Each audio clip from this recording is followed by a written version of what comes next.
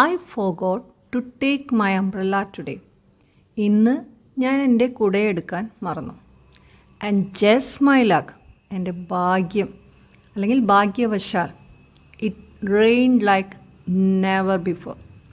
ഒരിക്കലുമില്ലാത്ത വിധം, മുമ്പെങ്ങും ഇല്ലാത്ത വിധം, അതാണ് like never before. It rain like never before.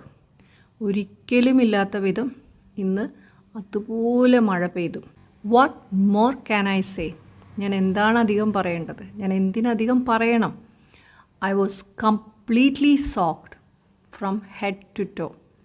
അതായത് തല മുതൽ കാലിൻ്റെ വിരൽ വരെ, അതായത് ആപാദചൂടം ഞാൻ നനഞ്ഞു കുതിർന്നു. My clothes were soggy, my shoes were squishy and I look like a walking puddle. എൻ്റെ dress, my clothes were soggy. Soggy എന്ന് പറഞ്ഞാൽ ഇതേപോലെ നനഞ്ഞു കുതിർന്നു എന്നാണ് ഉദ്ദേശിക്കുന്നത്. ഇപ്പം നമ്മൾ പപ്പടം, അതുപോലെ വറവ് സാധനങ്ങളൊക്കെ വറുത്ത് കുറച്ച് നേരം പുറത്ത് വയ്ക്കുകയും അല്ലെങ്കിൽ അതിൽ അടച്ചു വെച്ചതിൽ എയർ കയറുകയും ചെയ്താൽ എന്താ ഉണ്ടാവുക? നമ്മളെന്താ പറയാറ്? ഓ, പപ്പടം തണുത്തുപോയി. അപ്പോൾ അങ്ങനെ ആ ചിപ്സൊക്കെ തണുത്തുപോയി എന്ന് പറയാനും ഈ സോഗിന്ന് തന്നെയാണ് പറയാറ് കേട്ടോ. My shoes were squishy.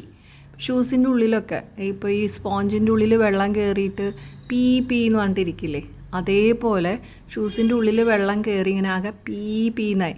അതിനെയാണ് സ്ക്വിഷി എന്ന് പറയുന്നത്. And I look like a walking puddle. മഴയൊക്കെ പെയ്തിട്ട് ഇങ്ങനെ വെള്ളക്കെട്ടുകളൊക്കെ നമ്മൾ കാണാറില്ലേ റോട്ടിലോ അല്ലെങ്കിൽ ഇങ്ങനെ ഗ്രൗണ്ടിലൊക്കെ, അപ്പോൾ അതിനാണ് പഡൽ എന്ന് പറയാം.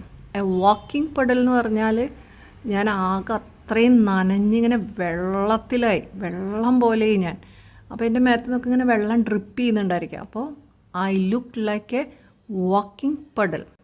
Lesson learned: never underestimate the rain. Underestimate ചെയ്യുക എന്ന് പറഞ്ഞാൽ വില കുറച്ച് കാണാം.